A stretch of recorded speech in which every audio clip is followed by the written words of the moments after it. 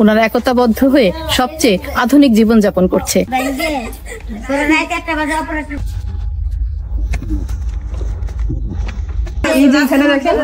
ভুট্টা ভুট্টা মেলে রাখছে,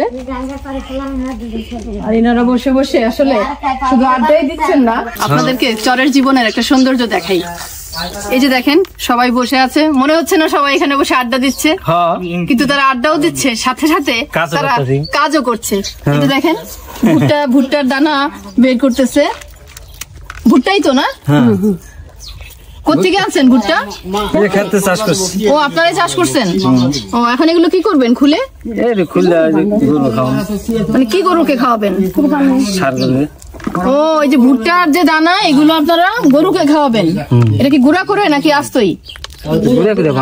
আচ্ছা গুঁড়া করে তারপরে এটা খেলে কি হবে? গরুর স্বাস্থ্য ভালো হবে। 1200 টাকা মন। আচ্ছা 1200 টাকা মন। আমাদের সব এটা কিভাবে খাওয়াবেন গরুকে একটু বলেন? ভাঙ্গাইয়া জাল দিয়ে আটার মতো গুঁড়া করবেন, তারপরে এটাকে জাল করবেন। চাল করে তারপরে মনে করেন বসি কুড়া, হ্যাঁ তারপরে মনে করেন ফিট এই সব দিয়ে একবার মাহাইয়া, হ্যাঁ পর মনে করেন খাওয়াইতে হবে। তাহলে গরু কি শক্তিশালী হয়, বড় হয়? এটা আমরা কোরবানিতে খান কিনে। আমরা শুনি যে গরুকে কি ভিটামিন খাওয়ায়, ইনজেকশন দিয়ে বড় করে। আমাকে এই যে গ্রাম এলাকায় দেন, আপনারা দেন না, অন্যরা দেয়, সেটা তো আসলে ভালো না, তাই না? আমাকে এই এলাকার যে গরু, এই গরু মনে করেন নিয়ে থাকায় বিক্রমপুর আলাদা সব নিয়ে থাকা তারা। মানে আপনাদের সবার গরুই যে গরুর থেকে যে বাছুর হয় সেই বাছুরকে আপনারা লালন পালন করেন, মানে একটা দেশি গরু। এবং খাবারটাও তো আপনারা একদম নিজের হাতে তৈরি করেই দিচ্ছেন, মানে প্যাকেট খাবারটা আবার দিচ্ছেন না। এই যে আমরা শহরে যে ভুট্টা দিয়ে যে পপকর্ন করে খাই না, তারপরে বিদেশে কিন্তু আটা হিসেবেও এটা ব্যবহার হয়, আমাদের দেশেও হয়। হ্যাঁ আমাদের দেশেও এটার এটা আটা করে তো আপনারাও খেতে পারেন। আপনারা না খেয়ে গরুকে খাওয়াচ্ছেন? খাওয়া যায়। আপনারা খান না এগুলো? বাচ্চাদেরকে খাওয়ান না? না না বাচ্চাদের খাওয়ান।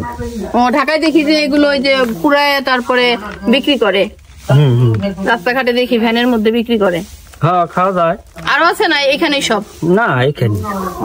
দেখি চাষ করছিলেন নাকি অন্য কোনো ফসলের সাথে মিক্সড করে করছিলেন? হ্যাঁ ওই যে ভুট্টা বুনছি, ভুট্টা খেতে হয়েছে, ঘাস বুনছি, ঘাস খেতে হয়েছে। ও ঘাস খেতে হয়েছে, এটা পানি দিতে হয়, সার দিতে হয়।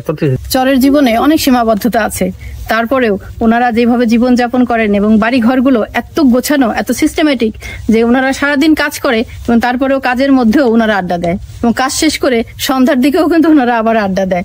এই উঠোনটাতে আমি যেটা দেখলাম যে এই ঘরটা যদি মাঝখানে না হইতো তাহলে একটা ফুটবল খেলার যে মাঠ তার থেকেও বড় হইতো, বিশাল লম্বা। কিন্তু আচ্ছা এখন ওনারা যে ধান তুলে ফেলতেছে কেন?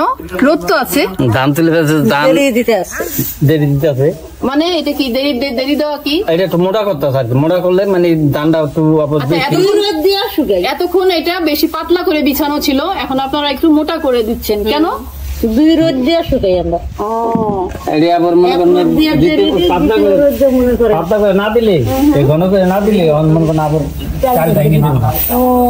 এবং গ্রাম হলো এখানে কিন্তু মানে সবকিছুরই ব্যবস্থা আছে, সোলার আছে, এখানে টিউবওয়েল আছে, ঘরগুলো খুব সুন্দর গোছানো পরিপাটি। আর আরেকটা জিনিস ওনারা যেটা আমাদেরকে জানাইলো যে আপনারা তো শহরে থাকেন, শহরে তো কেউ কাউরে মাইরে ফেললেও যায় না, আর ওনাদের যদি কারোর বাড়িতে কিছু হয় একদম পুরা চরের মানুষ সব এক হয়ে যায়। বোঝেন ব্যাপারটা? ওনারা একতাবদ্ধ হয়ে সবচেয়ে আধুনিক জীবনযাপন করছে, যা দেখে আমরা মুগ্ধ হলাম।